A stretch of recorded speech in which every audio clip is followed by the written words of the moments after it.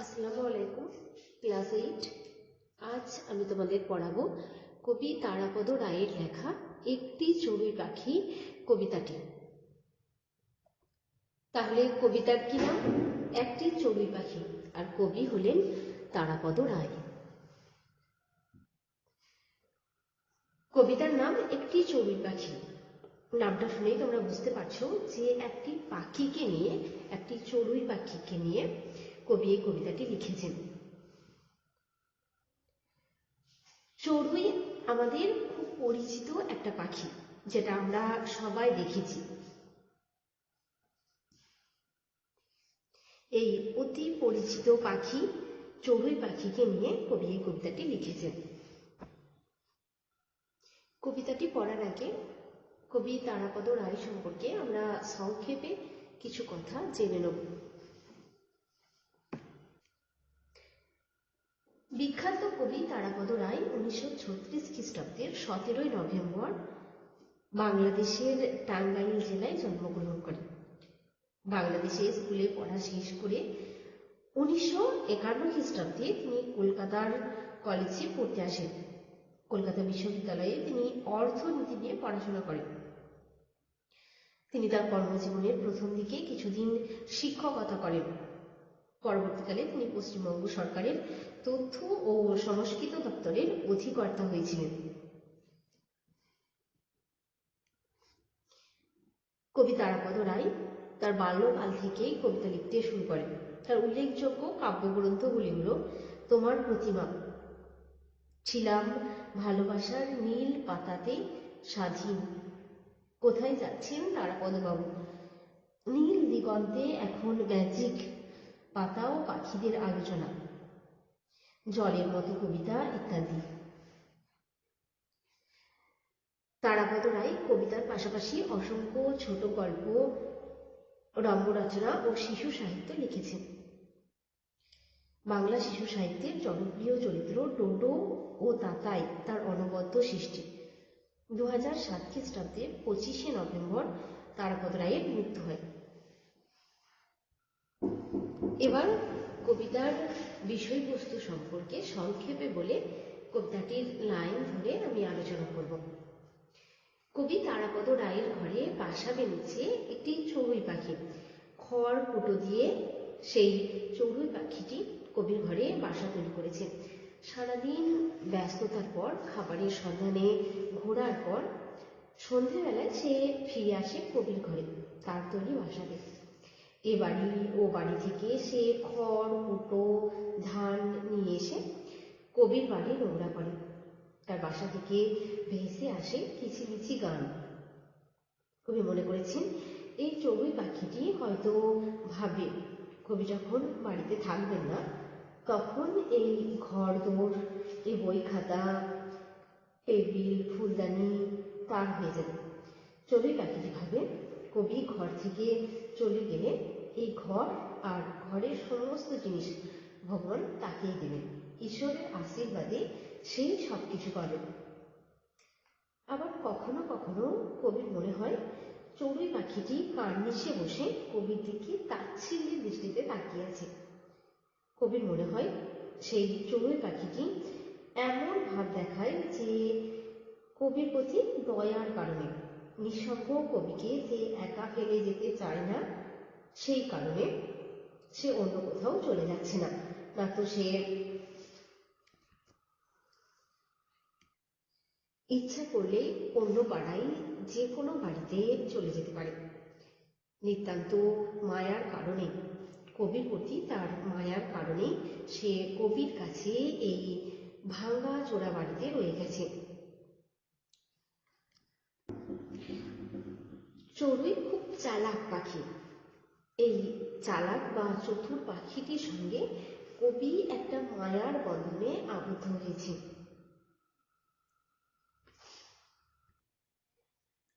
চড়ুই পাখির সাথে কবি, এই চড়ুই পাখির সাথে কবি মানুষের জীবনের, মানব জীবনের অদ্ভুত মিল খুঁজে পেয়েছেন, আর সেটাই তিনি এই কবিতায় সুন্দরভাবে ফুটিয়ে তুলেছেন।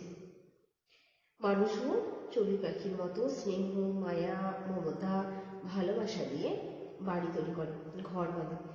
সারাদিন অক্লান্ত পরিশ্রম করার পর তার নিজের আশ্রয়ে তার নিজের বাড়িতে সে ফিরে আসে। আবার স্নেহ মায়ার বন্ধনে জড়িয়ে মানুষ সংসার জীবনযাপন করলেও সবার মাঝে, সকলের মাঝে থেকেও আমরা প্রত্যেক মানুষই কিন্তু নিঃসঙ্গ, একা। এক কবিতার নাম কি? একটি চড়ুই পাখি। এই একটি শব্দটি প্রয়োগ করে কবি একাকিত্বকে, সঙ্গীহীন নিঃসঙ্গ ভাবকে খুব সুনিশ্চিতভাবে ফুটিয়ে তুলেছেন। তাহলে একটি চড়ুই বলার মধ্য দিয়ে কবি নিঃসঙ্গ ভাবকে, একাকিত্বটাকে সুনিশ্চিত করেছেন। আমরা সবাই পৃথিবীতে আসি সঙ্গীহীন হয়ে, একা আমরা সবাই পৃথিবীতে আসি। আবার এই পৃথিবী থেকে আমরা যখন চলে যাই তখনও কিন্তু আমরা একা, নিঃসঙ্গ অবস্থায় আমরা পৃথিবী থেকে একাই বিদায় নিই।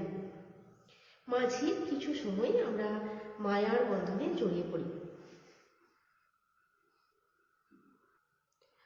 সংসার জীবনে আমাদের আশেপাশের মানুষদের সাথে আমরা ভালোবাসার বন্ধনে, মমতার বন্ধনে, মায়ার বন্ধনে জড়িয়ে পড়ি। কিন্তু এই বন্ধনের মাঝে থেকেও কিন্তু আমরা একা। এই নিঃসঙ্গতাই মানুষের জীবনের পরম সত্য। এবার দেখো, আমি কবিতাটা পড়ছি। ভিডিওটা দেখার সময় তোমরা তোমাদের বাংলা বইটা খুলে সামনে রাখবে। চতুর চড়ুই এক ঘুরে ফিরে আমার ঘরেই বাসা বাঁধে, অন্ধকার ঠোঁটে নিয়ে সন্ধ্যা ফিরে যেই সেও ফিরে। এ বাড়ির খড়কুটো ও বাড়ির ধান ছড়ায় শব্দের টুকরো, ঘর জুড়ে কিচিমিচি গান। কখনো সে কাছাকাছি কৌতূহলী দুই চোখ মিলে অবাক দৃষ্টিতে দেখে, হয়তো ভাবে লোকটা চলে গেলে এই ঘর, জানলা, দৌড়, টেবিলে ফুলদানি, বই খাতা এসব আমারই হবে, আমাকেই দেবেন বিধাতা।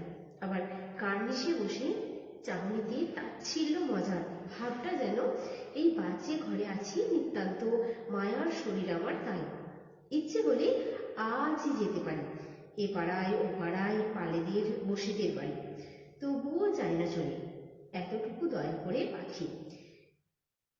রাত্রির নির্জন ঘরে আমি আর চড়ুই একাকী।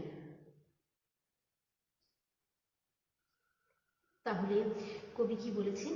চতুর চড়ুই এক ঘুরে ফিরে আমার ঘরে বাসা বাঁধে। কবি প্রথমেই চড়ুই পাখিকে চতুর বলে সম্বোধন করেছেন। চতুর শব্দের অর্থ কি? চতুর শব্দের অর্থ হলো চালাক। চড়ুই পাখিকে চতুর বা চালাক পাখি কেন বলা হয়েছে?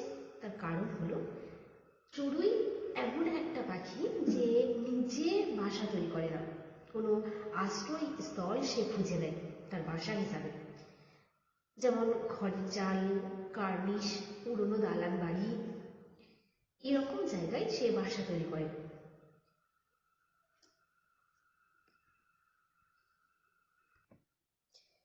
সে যে জায়গাটা থাকে সেটাতে খড় কুটো নিয়ে এসে একটু আরামদায়ক করে নেয়। কিন্তু অন্যান্য পাখি যেমন গাছের কোটরে বা গাছের ডালে বাসা তৈরি করে, চড়ুই কিন্তু সেভাবে বাসা তৈরি করে না। বেশিরভাগ চড়ুই ইট কাঠ পাথরের বাড়িতে, কার্নিশে এইরকম জায়গায় থাকে।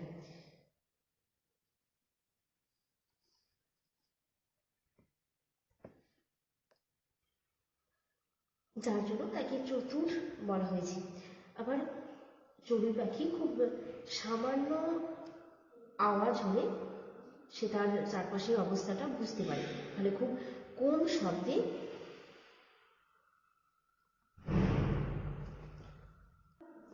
একটু বুঝতে পারলে সে পালিয়ে যায়, সে উড়ে যায়, তাকে ধরা খুব কঠিন।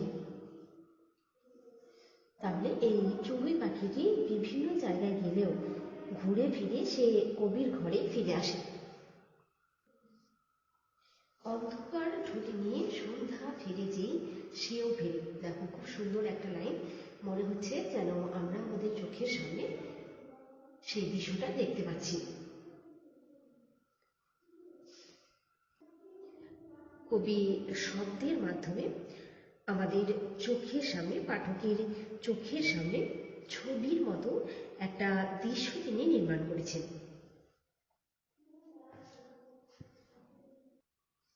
অন্ধকার ঠোঁটে নিয়ে চড়ুই পাখিটি যেন অন্ধকারকে তার ঠোঁটে নিয়ে, তার সঙ্গে নিয়েই ফেরে। তাহলে অন্ধকার নামার সঙ্গে সঙ্গে বা প্রাক অন্ধকার মুহূর্তে চড়ুই পাখিটি তার বাসায় ফেরে। সারাদিন কর্মব্যস্ততার পর মানুষ যেমন তার ঘরে ফেরে, ঠিক তেমনি চড়ুই পাখিটিও সারাদিনের ব্যস্ততার পর তার বাসা, তার আশ্রয়স্থল কবির ঘরেই সে ফিরে আসে, যেটা তার নিজের বাসাও। আমরা খাদ্যের তাগিদে, জীবন ও জীবিকার তাগিদে আমরা সবাই বাইরে বেরিয়ে যাই। সন্ধ্যা নামলে, অন্ধকার নামলে আমরা আমাদের আশ্রয়স্থল, আমাদের বাসা, আমাদের বাড়ি, আমাদের বাসায়, আমাদের বাড়িতে, আমাদের আশ্রয়স্থলে আমরা ফিরে আসি। চড়ুই পাখিও কিন্তু অন্ধকার নামার আগেই সে তার বাড়ি, সে তার বাসায় ফিরে আসে। কবির মনে হয়েছে পাখিটি যেন অন্ধকারকে ঠোঁটে নিয়ে ফিরে এসেছে। অর্থাৎ চড়ুই পাখিটি যখন বাড়ির মধ্যে ফিরে আসছে তখনই যেন চারিদিক অন্ধকার হয়ে আসছে। চড়ুই পাখিটি যেন অন্ধকারকে সঙ্গে করে নিয়েই এসেছিল।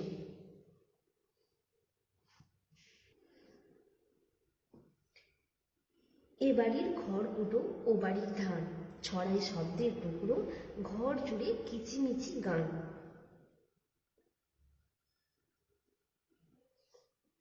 তাহলে চড়ুই পাখিটি যখন ফিরে তখন সে কি নিয়ে আসে? তার বাসা তৈরির উপকরণ এবং তার খাদ্য বস্তু। তাহলে সে বাসা তৈরির জন্য, তার বাসস্থলটাকে আরামদায়ক করার জন্য এ বাড়ি ও বাড়ি থেকে খড় কুটো সে নিয়ে আসে এবং খাবারের জন্য নিয়ে আসে ধান। ছড়াই শব্দের টুকরো, ছড়াই শব্দের টুকরো মানে কি? চড়ুই পাখিটি কবির ঘরে যখন ঘোরাফেরা করছে, কবির মনে হচ্ছে যে চড়ুই পাখিটি চারিদিকে একটি শব্দ ছড়িয়ে দিচ্ছে। ঘর জুড়ে কিচিমিচি গান। চড়ুই পাখি যখন ডাকে তখন একটা কিচিমিচি শব্দ হয়। এই শব্দ, এই কিচিমিচি ডাক কবির কাছে গানের মতো মধুর বলে মনে হয়েছে। কখনো সে কাছাকাছি কৌতূহলী দুই চোখ মেলে অবাক দৃষ্টিতে দেখে। হয়তো ভাবে লোকটা চলে গেলে এই ঘর, জানালা, দৌড়, টেবিলে ফুলদানি, বই খাতা এসব আমারই হবে, আমাকেই দেবেন বিধাতা। তাহলে কবি কি বলেছেন? কখনো সে কাছাকাছি। আমরা কখন কারোর কাছাকাছি আসি? যখন কারোর সাথে আমাদের খুব পরিচিতি গড়ে ওঠে। কোনো অপরিচিত ব্যক্তির কাছাকাছি আমরা নিশ্চয়ই যাই না। যখন কারোর সাথে আমরা আত্মীয়তার বন্ধনে আবদ্ধ হয়, মায়ার সম্পর্ক গড়ে ওঠে, তখন আমরা তার কাছাকাছি যাই।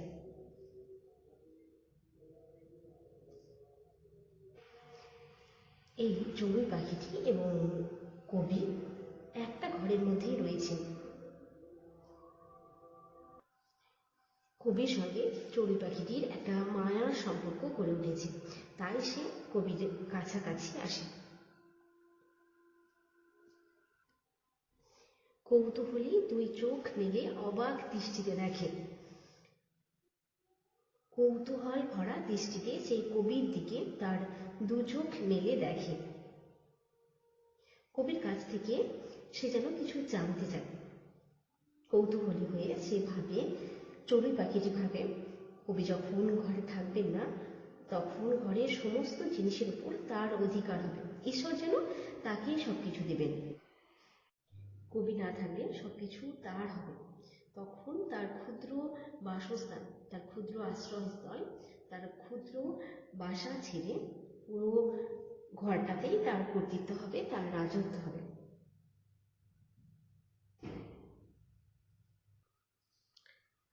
আবার কার্নিশে বসে চাহনিতে তাচ্ছিল্য মজার ভাবটা যেন এই বাহ্যে ঘরে আছেই নিতান্ত মায়ার শরীর আমার তাই। কার্নিশ শব্দের অর্থ কি? বাড়ির ছাদ বা দেয়াল থেকে বাইরে বেরিয়ে থাকা স্থান। আবার কবির মনে হয়েছে ওই চড়ুই পাখিটি কার্নিশে বসে সে তাচ্ছিল্য অর্থাৎ অবহেলা বা অবজ্ঞা ভরা দৃষ্টিতে সে কবির দিকে তাকায়। তাহলে তাচ্ছিল্য শব্দের অর্থ কি বললাম? অবহেলা বা অবজ্ঞা। মজার ভঙ্গিতে সে কবি সম্পর্কে কিছু ভাবছে। কি ভাবছে?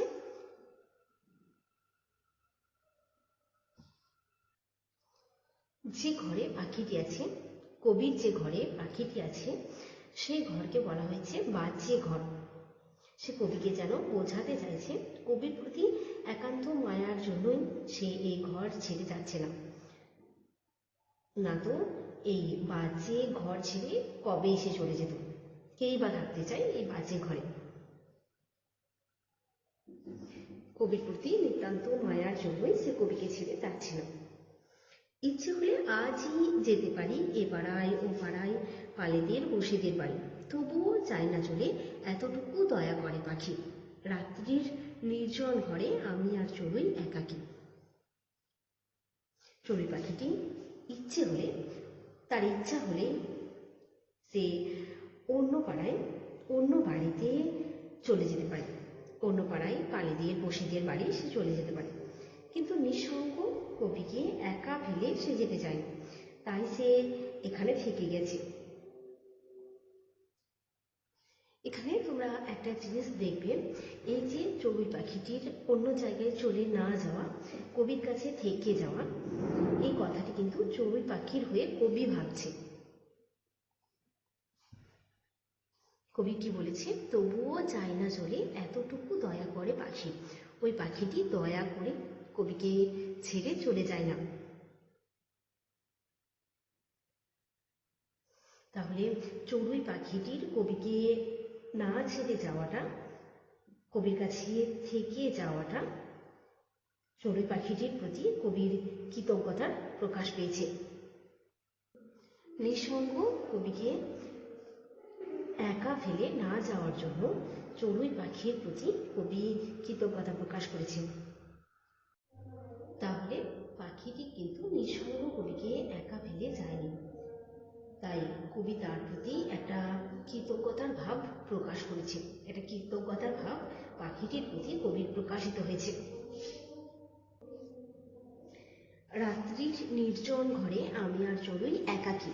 নির্জন শব্দের অর্থ কি? জনহীন বা শূন্য।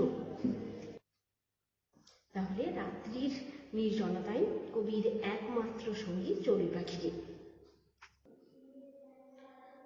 আবার চড়ুই পাখি এবং কবি একই বাসস্থানে থাকলেও কবি এবং চড়ুই পাখি দুজনেই একাকী, দুজনেই সঙ্গীহীন। তাহলে আমরা আমাদের জীবনে অনেকের সাথে নানা সম্পর্কের বন্ধনে আবদ্ধ হলে আমরা প্রত্যেকেই কিন্তু একা।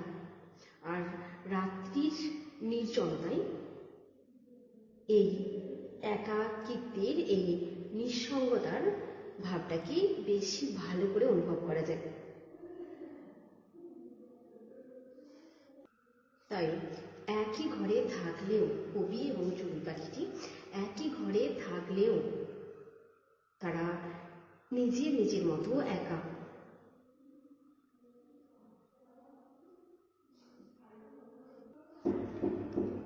তাহলে এই জনহীন ঘরে, এই নির্জন ঘরে কবির একাকিত্ব, কবির নিঃসঙ্গতা চড়ুইয়ের সঙ্গে মিলেমিশে একাকার হয়ে গেছে।